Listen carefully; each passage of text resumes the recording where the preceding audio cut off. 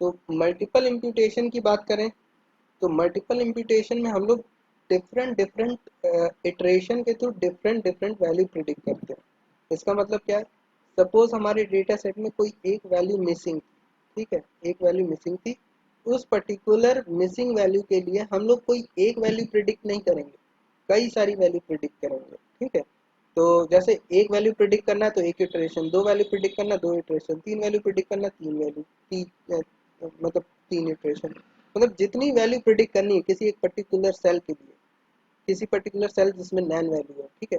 तो अगर हम 5 वैल्यू प्रिडिक्ट करना चाहते हैं, जैसे हम लोग ऐसे मल्टीपल वैल्यू क्यों प्रिडिक्ट कर रहे हैं? हो सकता है एक वैल्यू सही हो या दूसरी वैल्यू सही या तीसरी वैल्यू सही हो, कुछ भी वैल्यू हो सकती है। मतलब ऐसा नहीं कि जो हम इम्प्यूटेशन करेंगे एक एक कोई इम्प्यूटेशन करेंगे वो बेस्ट होगा, ऐसा कभी नहीं। मल्टीपल वैल्यू इम्प्यूट करके देखिए, अगर हो सकता है मे भी हो सकता है कि कोई एक पर्टिकुलर वैल्यू एकदम फिट हो रही है डेटा सेट के लिए।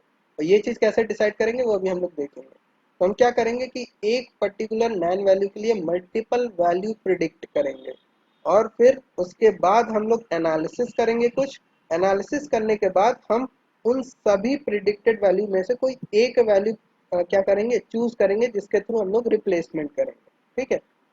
तो बेसिकली मल्टीपल इम्प्यूटेशन में तीन स्टेप होते हैं। फर्स्ट क्या होता है? इम्प्यूटेशन, मतलब मल्टीपल इम्प्यूटेशन, मल्टीपल वैल्यू हम लोग प्रिडिक्ट करेंगे डिफरेंट प्रिडिक्शन एल्गोरिथम से, ठीक है। फिर उसके बाद एनालिसिस करेंगे कि कौन सा पर्टिकुलर वैल्यू जिसके थ्रू इम्प्यूटेशन किया जाए वो बेटर हो, ठीक है।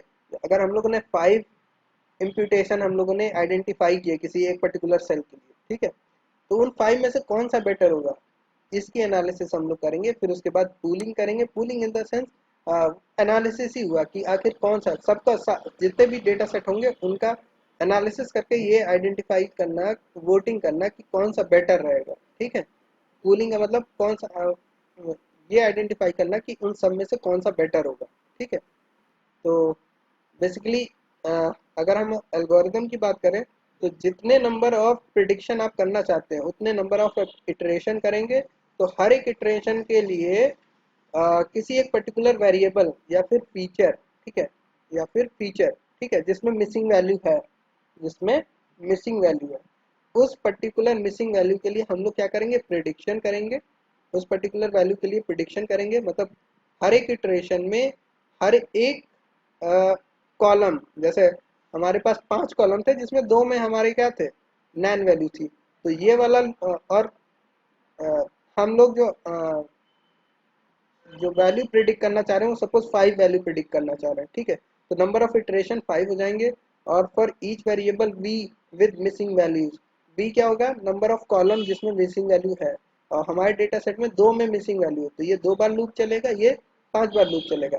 फिर उसके बाद बी को हम लोग टारगेट क्लास सेट करेंगे और बाकी सारे फीचर को हम लोग एक्स सेट करेंगे। मतलब वी क्या होगा, वाई हो जाएगा, बाकी सारे फीचर क्या हो जाएंगे, एक्स हो जाएंगे। और इस एक्स की मदद से हम लोग क्या करेंगे, आइडेंटिफाई करेंगे, डिफरेंट डिफरेंट एल्गोरिदम से प्रिडिक्शन करेंगे, ठीक है। डिफरेंट डिफरेंट एल्गोरिदम से प्रिडिक्शन करेंगे। जैसे हर एक इटरेशन के लिए अलग अलग अलग अलग एल्गोरिदम लगा के हम लोग हर एक नैन वैल्यू के लिए प्रिडिक्शन करेंगे, ठीक है। प्रिडिक्शन करने के बाद जब हमारा प्रिडिक्शन हो जाएगा उसके बाद हम लोग रिप्लेस करेंगे प्रिडिक्टेड वैल्यू से, ठीक है। या तो प्रिडिक्टेड वैल्यू से रिप्लेस कर सकते हैं या फिर मीन वैल्यू से रिप्लेस कर सकते हैं, ठीक है, दोनों में से कोई एक कर सकते हैं। इसी तरीके से यहाँ पर भी, नहीं खैर इसको स्किप करते हैं यहाँ पर ही, ठीक है। तो या तो हम लोग जो प्रिडिक्ट हुई है, डायरेक्ट प्रिडिक्ट हुई वैल्यू या तो उससे रिप्लेस कर सकते हैं या तो मीन वैल्यू से रिप्लेसमेंट कर सकते हैं, ठीक है। अब ये दोनों स्टेप थोड़ा सा समझना है कैसे, ये दोनों स्टेप कैसे, मेन यही दोनों स्टेप है कि आखिर किस प्रिडिक्टेड वैल्यू से रिप्लेसमेंट करें या फिर मीन वैल्यू से कैसे रिप्लेसमेंट करें। अभी अगर ये नहीं समझ में आए कोई बात नहीं, हम लोग ग्राफिकल इंटरफेस पे आते हैं और वहां पर समझते हैं, ठीक है, कैसे करें। तो बेसिकली मल्टीपल इम्प्यूटेशन के लिए हमारे पास एक लाइब्रेरी है। अभी आते हैं ग्राफिकल इंटरफेस पे, आते हैं कैसे करेंगे, ठीक है।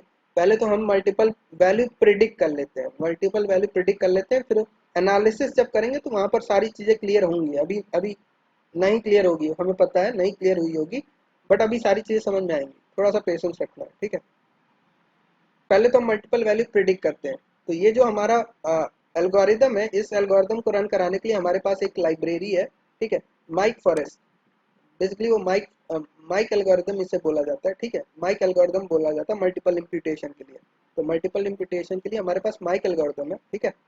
तो इस माइक एल्गोरिदम के बेसिस पे ही, ठीक है, अ, हमारी ये जो लाइब्रेरी है वैल्यूज को प्रिडिक्शन करती है, ठीक है, डिफरेंट डिफरेंट एल्गोरिदम से, ठीक है। तो सबसे पहले इस लाइब्रेरी को आपको इंस्टॉल करना पड़ेगा। तो pip इंस्टॉल माइक फॉरेस्ट हम लोग इंस्टॉल कर लेते हैं, और उसके बाद कैरास में ऑलरेडी इंस्टॉल नहीं होगी तो आपको इंस्टॉल करना पड़ेगा, ठीक, सॉरी कैरास कह रहे हैं, कैगल, ठीक। तो सक्सेसफुल इंस्टॉल हो गई है। अब उसके बाद हम लोग इन डेटा सेट पे भी अप्लाई कर सकते हैं। एक बार हम लोग आयरिस डेटा सेट पे अप्लाई करते हैं तो चीज़ें समझने में आसान होगी, क्योंकि हम लोगों ने काफ़ी एनालिसिस आयरिस डेटा सेट पे किया, अभी इन दोनों डेटा सेट पे कोई एनालिसिस नहीं किया है। और मेन यहाँ पर जो फंडा है एनालिसिस का ही है, एनालिसिस करके हम लोग रिप्लेसमेंट करेंगे, ठीक है। तो इसीलिए हमने यहाँ पर आयरिस डेटा सेट को लिया हुआ है, क्योंकि हम लोगों ने ऑलरेडी उसकी एनालिसिस कर रखी है, ठीक है। तो एसक्यूएल से डेटा सेट हम इंपोर्ट कर रहे हैं, आयरिस डेटा सेट यहाँ पर भी ऐड करके आप लोग वो कर सकते हो, रीड कर सकते हो, ठीक है। बट डायरेक्टली एसक्यूएल में डेटा सेट अवेलेबल है, वहाँ से आप लोग इंपोर्ट कर सकते हो। फिर उसके बाद हमें क्या करना है, डेटा सेट, बेसिकली इस लाइन से हम लोगों ने डेटा सेट अपलोड वो किया है, रीड किया है, ठीक है। और डेटा सेट में जो टारगेट है, टारगेट को स्पीसीज नाम से रिप्लेसमेंट किया है। और ये तीन जो लाइन है वो सिर्फ और सिर्फ ये बता रही हैं कि डेटा सेट हमारा प्रिपेयर हो गया, ठीक है, आयरिस डेटा सेट प्रिपेयर हो गया। बस ये इन तीन लाइन की मदद से हम लोग आयरिस डेटा सेट को प्रिपेयर कर रहे हैं, ठीक। तो दिखा देते हैं एक बार इसको हम,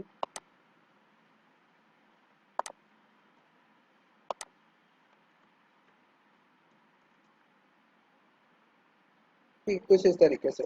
तो पहले से जब डेटा रीड किया होगा तो टारगेट, यहाँ स्पीसीज की जगह टारगेट आ रहा होगा, इस वजह से यहाँ पर रिप्लेसमेंट किया होगा, ठीक है।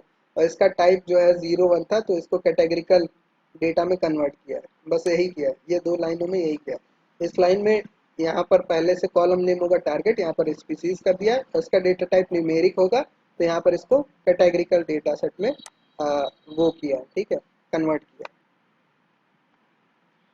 तो ये हमारा डेटा सेट है। अब इसमें हम लोग हमें क्या करना है, क्योंकि यहाँ पर कोई नैन वैल्यू नहीं है तो रैंडमली नैन वैल्यू यहाँ पर इम्प्यूट करते हैं, ठीक है, पहले नैन वैल्यू ऐड करते हैं। तो ए इम्प्यूट डेटा में, ए इम्प्यूट डेटा के थ्रू हम लोग इसमें रैंडमली 25% डेटा क्या करते हैं, नैन वैल्यू ऐड करते हैं इसमें। अब नैन वैल्यू ऐड करने के बाद हम इसमें प्रिडिक्शन करेंगे उन नैन वैल्यू के लिए। तो इसके लिए हमने ऑलरेडी लाइब्रेरी इंपोर्ट कर रखी है, कौन सी, माइक फॉरेस्ट एज एमएफ, ठीक है। एमएफ को हम लोगों ने इंपोर्ट कर रखा है। तो एमएफ के अंदर हमारा मल्टीपल इम्प्यूटेड कर्नल है, मतलब एक फंक्शन है जो कि इम्प्यूटेशन करता है, ठीक है। तो एग्जैक्टली मॉडल भी बोल सकते हो इसको, ठीक है।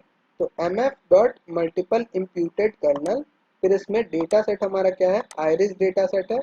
Save all iteration, save all iteration का मतलब क्या है कि आप जितने भी इटरेशन करोगे, हर एक इटरेशन में जो वैल्यू आई है सबको स्टोर करके रखना है। अगर ये नहीं करोगे तो उस केस में जो लास्ट इटरेशन होगा सिर्फ और सिर्फ उसी की वैल्यू स्टोर होगी, बाकी सारी वैल्यू स्टोर नहीं होगी, ठीक है। नेक्स्ट है हमारा रैंडम स्टेट 1991, इसको आप लोग कुछ भी दे सकते हो। बेसिकली इसका मतलब यह है कि आप पूरे डेटा सेट को सफल कर रहे हो, पूरे डेटा सेट को सफल कर रहे हो, उसमें जो रेंडमनेस है वो 1991, उसको कुछ भी ले सकते हो, 235 2000 कुछ भी ले सकते हो, ठीक है। जितना ज़्यादा वैल्यू होगी उतनी ज़्यादा रेंडमनेस होगी, बस इसको इस तरीके से समझ सकते हैं, ठीक। इसके बाद ये जो कर्नल है इसको अब हमें क्या करना है, ये बताना है कि टोटल नंबर ऑफ इटरेशन कितने होंगे। तो टोटल नंबर ऑफ इटरेशन हम बताएंगे 3 है। वर्बोस, वर्बोस का मतलब हम लोग आगे देखेंगे। ये कुछ रेगुलर एक्सप्रेशन से रिलेटेड है, बट इसको अभी समझने की जरूरत नहीं है, जब एसक्यूएल में हम लोग मॉडलिंग देखेंगे उस समय पढ़ेंगे। ये काफ़ी जगह आपको मिलेगा, ठीक है, वर्बोस आपको काफ़ी जगह मिलेगा, वहाँ पर देखेंगे, ठीक। तो कर्नल में हमने बता दिया, मतलब ये जो हमारा मॉडल था, इस मॉडल में हमने बता दिया कि हमें हमें 3 इटरेशन चाहिए, ठीक है, 3 इटरेशन, 5 इटरेशन, जितने इटरेशन आप चाहते हैं उतने कर सकते हैं। तो उस 5 कर देते हैं। और ये थोड़ा सा टाइम लेगा, जब ये एग्जीक्यूट होना शुरू होगा तो ये थोड़ा सा टाइम लेगा, ठीक है। तो एग्जीक्यूट करते हैं फिलहाल।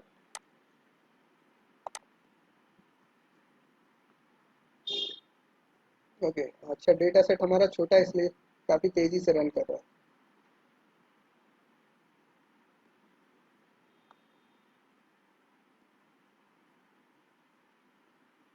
ओके, डन, ठीक है। अब इसके बाद एनालिसिस आती है, मेन एनालिसिस, कि आखिर अब इसने जो भी वैल्यू प्रिडिक्ट करी होंगी, ठीक है, इसने जो भी वैल्यू प्रिडिक्ट करी होंगी उनमें से किस वैल्यू को हम लोग सेट करें, ठीक है, हर एक नैन वैल्यू के लिए। तो हम क्या कर रहे हैं कि एग्जैक्टली हम लोग को रिलेशन फाइंड आउट करेंगे, जैसे ड्रॉ करते हैं, समझाते हैं इसको एग्जीक्यूट कराते हैं तो समझाते हैं। हमारा कुछ इस तरीके से एक कोरिलेशन मैट्रिक्स आई है। अब ये एग्जैक्टली कोरिलेशन मैट्रिक्स क्या है इसको पहले समझते हैं, ठीक है। कर्नल में हमारा डेटा पड़ा होगा, ठीक है, कर्नल में हमारा डेटा पड़ा होगा क्योंकि यही इसी ने हमें क्या किया, फिटिंग की, ये जो फिटिंग हम लोगों ने की कर्नल पे की है, ठीक है। कर्नल में डेटा पड़ा हो गया, डॉट प्लॉट कोरिलेशन, और ये सब इसके जो एट्रीब्यूट्स हैं प्लॉट के वो हैं, ठीक है। बेसिकली इसमें हम लोगों ने क्या किया, कर्नल में हम लोगों ने petal length petal length petal length petal width, sepal length और सेपल विड्थ का कोरिलेशन ड्रॉ किया है। अब इस कोरिलेशन को ही समझना है पूरे इस मल्टीपल इम्प्यूटेशन में, बस यही एक चीज़ है, ठीक है। तो किया क्या है एग्जैक्टली इसको समझते हैं। जो 25% इम्प्यूट नैन वैल्यू हम लोगों ने ऐड की थी, वो पूरे के पूरे डेटा सेट में की थी, मतलब कुछ पेटल लेंथ में होंगे, कुछ पेटल विड्थ में होंगे, कुछ सेपल लेंथ में होंगे और कुछ सेपल विड्थ में हुए होंगे, ठीक है। फिर जो हमारा मल्टीपल इम्प्यूटर है, उसने हर एक मिसिंग वैल्यू के लिए कुछ वैल्यू प्रिडिक्ट करी होगी, ठीक है। तो हर एक इटरे हमने यहाँ पर इसको 5 इटरेशन दिए थे। तो पहले सपोज 25% नैन वैल्यू के लिए अलग अलग वैल्यू उसने क्या किया होगा, प्रिडिक्ट किया होगा। फिर नेक्स्ट इटरेशन में कुछ और वैल्यू प्रिडिक्ट की होगी उन 25% नैन वैल्यू के लिए। मतलब अब हर एक सेल के लिए अलग अलग वैल्यू होगी, ऐसा नहीं कि 25% में कोई एक वैल्यू प्रिडिक्ट करी, ऐसा नहीं। 25% जो सेल होंगी उनके लिए अलग अलग वैल्यू प्रिडिक्ट करी होगी डिफरेंट डिफरेंट एल्गोरिदम से, ठीक है। तो पेटल लेंथ में जितनी वैल्यू नैन थी उनके लिए भी एक प्रिडिक्शन किया होगा, पेटल विड्थ में जितनी नैन वैल्यू थी उनके लिए भी प्रिडिक्शन किया होगा, इसी तरीके सेपल लेंथ सेपल विड्थ। यहाँ पर जो कोरिलेशन ड्रॉ हुआ है वो एग्जैक्टली ड्रॉ हुआ है कि without NaN value and with NaN value, without NaN value with NaN value, मतलब जब पेटल लेंथ में नैन वैल्यू, अगर नैन वैल्यू वाले रोज हटा दें उस केस में जो हमारा डिस्ट्रीब्यूशन है, और साथ ही साथ नैन वैल्यू प्रिडिक्शन करने के बाद जो डिस्ट्रीब्यूशन है वो, ये चीज ये कोरिलेशन बता रहा है। मतलब क्या कि पेटल लेंथ जो पहले था जब नैन वैल्यू थी उसका डिस्ट्रीब्यूशन कैसे था, और अ, जो रिप्लेसमेंट करने के बाद, मतलब फर्स्ट इटरेशन सेकंड इटरेशन, ये क्या बता रहा है इटरेशन, मतलब फर्स्ट इटरेशन में हमारा जो कोरिलेशन है, मतलब किसके किसके बीच में कोरिलेशन, दो चीज के बीच में होता है, ठीक है। तो ये दो चीज के बीच में है लेकिन वो पेटल लेंथ ही है, दोनों चीज पेटल लेंथ ही है, ठीक है। पेटल लेंथ के ही बीच में कोरिलेशन है, लेकिन एक बार petal length without NaN value है और एक बार विद नैन वैल्यू है, मतलब विद नैन वैल्यू नहीं, with replacement NaN value replacement है। तो एक तो पेटल लेंथ क्या हो गया, जिसमें नैन वैल्यू वाली रो एलिमिनेट कर दी गई थी, और वो सारे के सारे कॉलम, मतलब वो सारी की सारी रो जिसमें कोई वैल्यू एग्जिस्ट कर रही थी, वो एक डेटा सेट वो हो गया। दूसरा डेटा सेट क्या है, उसी पैटर्न लेंथ में जो नैन वैल्यू थी उनका प्रिडिक्शन किया गया, और जहां जहां नैन था वहां पर वैल्यू ऐड कर दी गई। ये एक डेटा सेट, दो डेटा सेट हो गए। अब इन दो डेटा सेट के बीच में कोरिलेशन फाइंड आउट किया गया। तो पहले इटरेशन में ये कोरिलेशन मिला, दूसरे इटरेशन में ये, तीसरे में ये, चौथे में ये, पांचवें में ये और छठवें में ये। इसी तरीके से पेटल लेंथ में, सॉरी पेटल विड्थ में भी इसी तरीके का इटरेशन है। अब आई होप इतनी चीज समझ में आ गई होगी कि पहले इटरेशन में ये हमारा कोरिलेशन है प्रीवियस और आफ्टर इम्प्यूटेशन। इसी तरीके से दूसरे इटरेशन में प्रीवियस और आफ्टर इटरेशन ये कोरिलेशन है पैटर्न लेंथ में। तो बेसिकली यहाँ पर हम हमें क्या एनालिसिस क्या क्या चीज़ समझ में आ रहा है, हमें क्या करना है। देखो, जब भी इम्प्यूटेशन करें जब भी इम्प्यूटेशन करें आपको एक चीज़ माइंड में रखनी है, एक चीज़ माइंड में रखनी है कि हमारा जो डेटा सेट है वो उसका मीन वैल्यू ना शिफ्ट होने लगे। मीन वैल्यू बढ़ना नहीं चाहिए, लेकिन वो शिफ्ट भी नहीं होना चाहिए। मतलब हाईली कोरिलेटेड होना चाहिए। कोरिलेटेड इन द सेंस जो नेचर पहले था पेटल लेंथ का वही नेचर अभी भी होना चाहिए। ऐसा नहीं कि वो डिस्टर्ब होना चाहिए, नेचर नहीं डिस्टर्ब होना चाहिए। ठीक है, तो मतलब कोरिलेशन हमारा ज़्यादा होना चाहिए। मतलब रिप्लेसमेंट के बाद, रिप्लेसमेंट से पहले जो पेटल लेंथ थी उनके बीच में जो कोरिलेशन होना चाहिए वो सेम होना चाहिए। मतलब नेचर नहीं, ऐसा नहीं कि पहले तो कुछ पेटल लेंथ कुछ था फिर बाद में कुछ हो गया। मतलब इन द सेंस पहले पेटल लेंथ सपोज 1.4 हुआ करती थी इन जनरल मैक्सिमम फ्लावर की, तो उसके बाद हमने कुछ चेंज किया और पेटल लेंथ हमारी कुछ हो गई, मान लीजिए 2.4 हो गई। ऐसा ऐसा नहीं होना चाहिए। ठीक है, तो हाईली को रिलेट होना चाहिए। जो भी हमारा प्रीवियस था और रिप्लेसमेंट के बाद जो भी आया उनके बीच में हाईली कोरिलेशन होना चाहिए। तो ये कोरिलेशन जो वैल्यू शो कर रहा है वो यही शो कर रहा है कि दोनों के बीच में रिलेशनशिप कैसा है। ठीक है, तो जितना ज़्यादा वैल्यू वन के आसपास आएगी, वन के आसपास आएगी, उतना ज़्यादा वो हाईली कोरिलेटेड होगा। तो इनमें से कौन सा आपको अगर सिलेक्शन करना है तो आप किसको सेलेक्ट करोगे, जो एग्जैक्टली क्लोज हो किसके पास, वन के पास हो। निगेटिव में अगर जा रहा है तो समझ जाओ फिर कुछ ना कुछ गलती, जो इम्प्यूटेशन किया वो एल्गोरिदम ही गलत है। निगेटिव में नहीं जाना चाहिए भाई, जाहिर सी बात है। ठीक है, कम कोरिलेशन कम हो सकता है लेकिन इन्वर्सली प्रोपोर्शनल थोड़ी हो सकता है। इन्वर्सली प्रोपोर्शनल नहीं हो सकता ना, क्योंकि ये कुछ ऐसा है कि पैटर्न लेंथ अगर 0.4 हुआ करती थी अब -4 होने लगे, -1.4 होने लगे, ऐसा कोई पॉसिबल है क्या? नहीं हो सकता। इसलिए देखो जितने भी एल्गोरिदम है उनमें जो मीन वैल्यू हमेशा क्या है, जीरो के पास है। ठीक है, तो ऐसा ऐसा कभी नहीं होता कि कोरिलेशन, बहुत ही रेयर केस में होता है। ऐसा नहीं, जब हमारा एल्गोरिदम ही खराब है और डेटा ही कुछ ऐसा रैंडमनेस डेटा है जिसकी वजह से निगेटिव में जा रही है वैल्यू, तभी ऐसा होता है। वैसे इन जनरल ऐसा नहीं होता। आपको जितने भी इम्प्यूटेड डेटा सेट मिलेंगे उनका जो कोरिलेशन होगा वो शिफ्ट होगा टूवर्ड किस तरफ, वन की तरफ, मतलब कोरिलेशन वन की तरफ। तो वन का मतलब हाईली कोरिलेटेड, जीरो का मतलब कोई रिलेशन नहीं है, माइनस का मतलब इनवर्सली प्रोपोर्शनल हो गए। रिलेशन दोनों एक दूसरे के मिसमैच ही होने लगे। ठीक है, अपोजिट हो गए। तो अब यहाँ से हमें आइडेंटिफाई करना होता है, इसी को रिलेशन मैट्रिक्स आइडेंटिफाई करना होता है कि किस पर्टिकुलर वैल्यू से आपको रिप्लेसमेंट करना है, कर्नल के फर्स्ट से, फर्स्ट इटरेशन से, सेकंड इटरेशन से, थर्ड इटरेशन से, फोर्थ इटरेशन। तो जो भी कोरिलेशन हमारा वन के पास होगा हम उससे रिप्लेसमेंट करेंगे। ठीक है, जैसे कि ये, जैसे कि ठीक, उससे हम लोग क्या करेंगे, रिप्लेसमेंट करेंगे। ठीक, उसी तरीके से यहाँ पर देखो, इन दोनों में तो काफ़ी, हर एक इटरेशन में लगभग सारे के सारे पेटल लेंथ और पेटल विड्थ के केस में मैक्सिमम जो इटरेशन है वो क्या रिटर्न कर रहे हैं, ये वैल्यू रिटर्न कर रहे हैं। मतलब क्लोज है किसके, वन के। ऐसा इसलिए हो पा रहा है क्योंकि पेटल लेंथ और पेटल विड्थ ही हमारे पास जो फीचर थे वो क्या थे, हाईली डोमिनेटेड फीचर थे।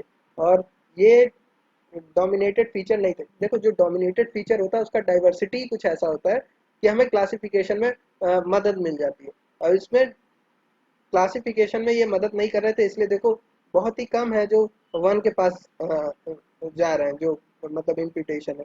ऐसा क्यों हो रहा है, क्योंकि ज़्यादा रैंडमनेस होगी डेटा सेट में। तो ज़्यादा रैंडमनेस होगी तो क्लोजनेस हमारी जो प्रिडिक्टेड वैल्यू होगी, इम्प्यूटेड इम्प्यूटेड वैल्यू होगी, उसकी क्लोजनेस जाहिर सी बात है वन वन के अराउंड नहीं हो सकती, को रिलेशन वन के अराउंड नहीं हो सकती। इस चीज़ को थोड़ा सा समझना है।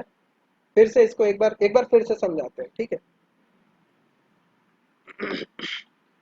देखो जो इम्प्यूटेशन होता है वो हम लोगों ने डिफरेंट डिफरेंट एल्गोरिदम से किया हुआ है। किसी एक एल्गोरिदम ने ये इम्प्यूट करके दिया वैल्यू, किसी ने ये, किसी ने ये, किसी ने ये। ठीक है, मतलब इम्प्यूट करके वैल्यू नहीं दिया, जो इम्प्यूटेशन हुआ है वो इम्प्यूटेशन का रिलेशनशिप प्रीवियस फीचर के साथ, मतलब जो फीचर में इम्प्यूटेशन किया है उस फीचर उस फीचर का कोरिलेशन इम्प्यूटेशन के बाद, जैसे पेटल लेंथ का ही पेटल लेंथ के साथ कोरिलेशन यहाँ पर दिखाया गया है।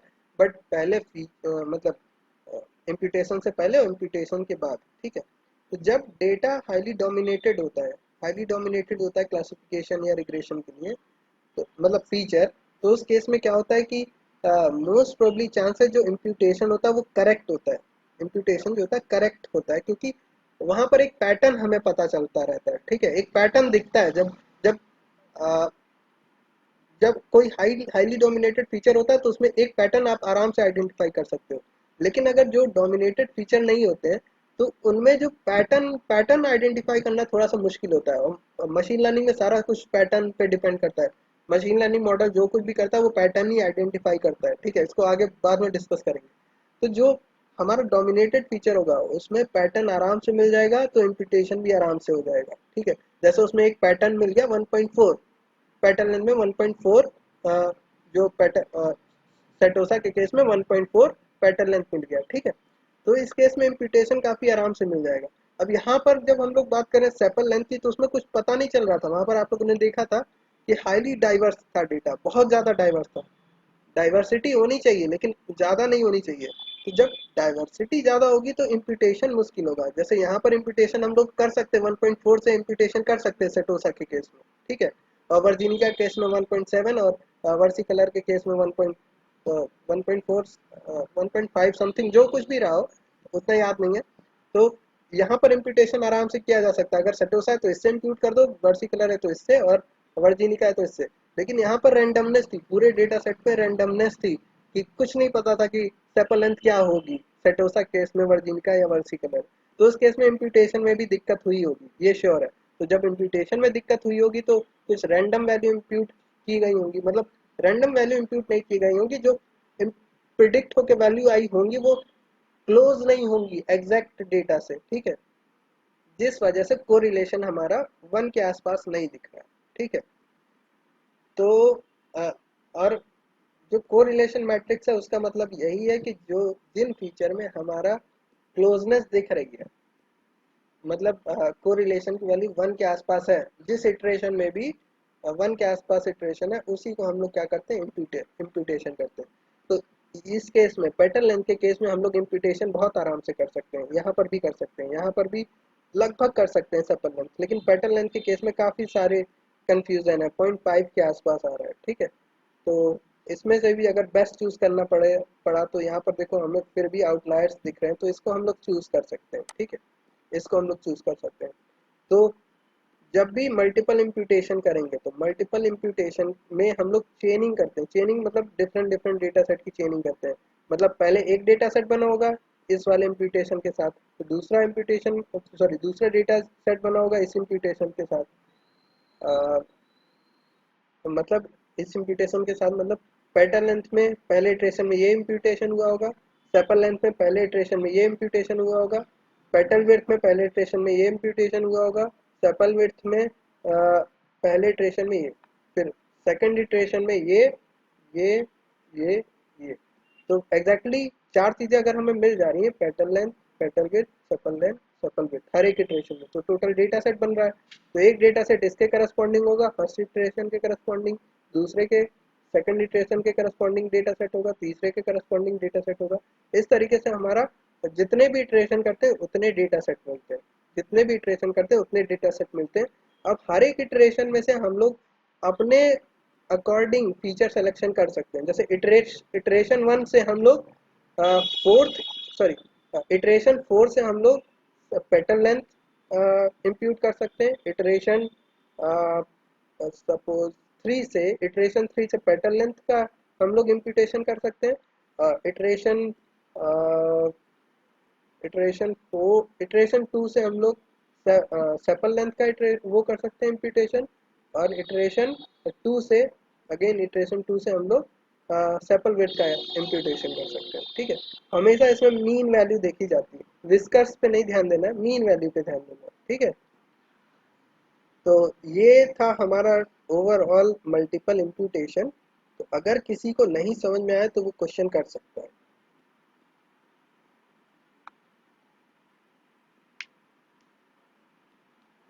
हेलो सर, मल्टीपल इम्प्यूटेशन का कोई नोट्स मिलेंगे मल्टीपल इम्प्यूटेशन का क्या? रीड करने के लिए अगर हो जाए तो? अलग से पढ़ना नोट्स है। नोट्स रीड करने के लिए। अच्छा, इसमें क्या नहीं समझ में आया बताओ। नहीं नहीं, समझ थोड़ा समझ आ गया। हम्म। हमेशा यहाँ पढ़ेंगे पर तो क्या क्या फिर कि ठीक नहीं है, हमने पर मैं हमने ज्यादा नोट्स ध्यान भी नहीं लिखे दे हुए हैं, पाया। मल्टीपल इम्प्यूटेशन का नोट्स भी लिखा हुआ है। ठीक है। उसको पढ़ के आई होप सारी चीजें समझ सही में आ पढ़ जाए। लेता ठीक है, अगर हमें कोई नोट्स अच्छा मिलता है तो हूँ, एक बार सेंड पढ़ कर। लेता हूँ, सब नहीं समझ आ गया तो फिर से पूछ। ठीक है ठीक है ठीक। सिंपल इसमें ये चलो है कि thank you sir. Multiple imputation में पूरे डेटा सेट में जो नैन वैल्यूज होती हैं, हम लोग मल्टीपल टाइम उसका प्रिडिक्शन करते हैं। और फिर जैसे अगर multiple time in the sense, suppose हमने 5 टाइम प्रिडिक्शन किया, अब उस 5 टाइम प्रिडिक्शन से हम लोग बेस्ट प्रिडिक्शन क्या करते हैं, चूज करते हैं, पूल करते हैं। ठीक है, तो यहाँ पर वही 3 स्टेप यहाँ पर लिखे गए हैं। पहला तो इम्प्यूट करोगे, मल्टीपल इम्प्यूटेशन करोगे, एनालिसिस करोगे, और हर एक इटरेशन में जितनी भी वैल्यू आएंगी उनमें से कोई एक वैल्यू को पूल करोगे, कोई एक इम्प्यूटेशन को पूल करोगे, और उसी से रिप्लेसमेंट कर दोगे। सिंपल है और कुछ नहीं।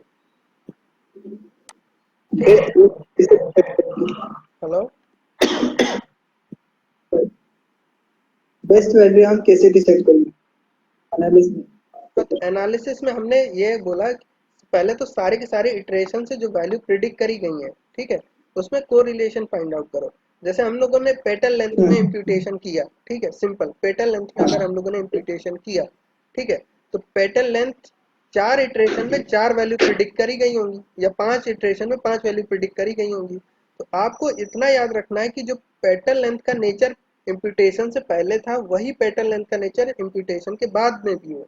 मतलब जो इम्प्यूटेशन पहले था, सॉरी, जो पेटर्न लेंथ पहली थी, वही पेटर्न लेंथ का नेचर बाद में भी हो। मतलब जो after imputation and before imputation pattern length का कोरिलेशन, पेटर्न लेंथ का कोरिलेशन सेम हो, मतलब हाईली कोरिलेटेड हो। ऐसा नहीं कि हमने इम्प्यूट ऐसा कर दिया, इम्प्यूटेशन ऐसा कर दिया कि वैल्यू एकदम बिगड़ गई। मतलब कुछ ऐसे, पहले कुछ mean value, suppose petal length का हमारा कुछ इस तरीके से हो रहा था।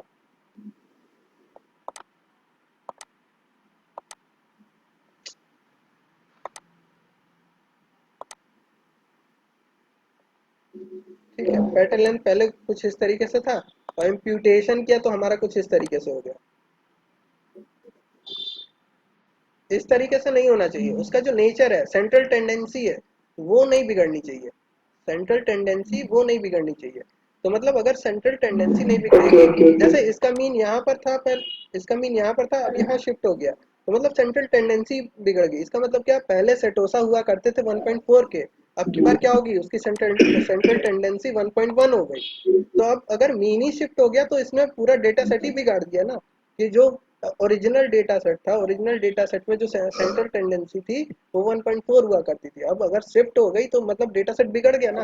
डेटा सेट नहीं बिगड़ना चाहिए। मतलब जो डेटा सेट पहले था वही होना चाहिए था, उसकी सेंट्रल टेंडेंसी वही होनी चाहिए। सेंट्रल टेंडेंसी नहीं बिगड़नी चाहिए, और उसका स्प्रेड भी ज़्यादा नहीं बिगड़ना चाहिए। स्प्रेड थोड़ा बहुत काम चलेगा, डेटा सेट इस तरीके से चलेगा, सपोज मान लेते हैं इस तरीके से चलेगा, लेकिन उसकी सेंट्रल टेंडेंसी अगर शिफ्ट हो गई तो फिर तो मतलब हमने गलत इम्प्यूटेशन किया ना। हमने गलत इम्प्यूटेशन किया, ये वाला ये नहीं चलेगा, ये वाला हम्म। इम्प्यूटेशन नहीं चलेगा, ये चलेगा। तो यही चीज हमारा ये बता रहा है कि देखो कोरिलेशन कब होगा, जब दोनों का सेंट्रल टेंडेंसी सेम होगा। तो जब हम लोग इम्प्यूटेशन होने से पहले और इम्प्यूटेशन होने के बाद, अगर हम लोग दोनों के बीच में जो डेटा सेट आया है, इम्प्यूटेशन होने से पहले एक डेटा सेट था, एक इम्प्यूटेशन होने के बाद डेटा सेट है, अब इन दोनों के बीच का कोरिलेशन अगर ज्यादा आ रहा है, मतलब हाईली कोरिलेटेड है, मतलब दोनों का मीन पास पास है, ठीक है, मीडियन पास पास है, स्टैंडर्ड डेविएशन लगभग पास पास है, ठीक है, तो अगर ऐसा डेटा सेट है तो मतलब सही इम्प्यूट किया। अगर नहीं है, मतलब कोरिलेशन वैल्यू डिफर कर रही है, कोरिलेशन वैल्यू डिफर कर रही है इन द सेंस कोरिलेशन हमारा 1 से शिफ्ट हो रहा है 0 की तरफ। तो मतलब क्या हो रहा है, उसकी सेंट्रल टेंडेंसी डिफर कर रही है, वो उसकी मीन वैल्यू डिफर कर रही है, उसकी स्प्रेड डिफर कर रही है, उसका स्टैंडर्ड डेविएशन डिफर कर रहा है, हर चीज डिफर कर रही है। इसलिए कोरिलेशन ओवरऑल चीज बताता है, कोरिलेशन सब चीज देखता है। मतलब एसटीडी भी देखेगा, मीडियन भी देखेगा, मीन भी देखेगा, सब चीज ओवरऑल आपको रिजल्ट बताएगा कि हाँ, कोरिलेशन हमारा अगर 1 है तो मतलब लगभग लगभग डेटा सेट का सेंट्रल टेंडेंसी सेम है, और कोरिलेशन कम है मतलब सेंट्रल टेंडेंसी दूर दूर है, मतलब डिस्टेंस में। तो जितनी ज़्यादा ये हेलो। सेंट्रल कोरिलेशन 1 होगा उतना ज़्यादा हमारा इम्प्यूटेशन अच्छा हुआ। इसका मतलब ये है, ठीक है। आई ठीक होप है, समझ आ अब गया। समझ में आ गया होगा। क्यों प्रथमेश? हाँ सर, आ गया। प्रथमेश, हाँ सर। हाँ। समझ में आया? हाँ हाँ सर। सर। प्रज्योत,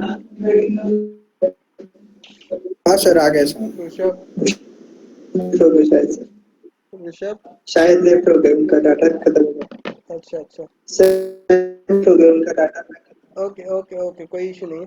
तो इम्प्यूटेशन में इतना ही था, इससे ज़्यादा आपको कोई क्वेश्चन नहीं कर सकता। इवन मल्टीपल इम्प्यूटेशन के बारे में कोई नहीं पूछेगा, ठीक है।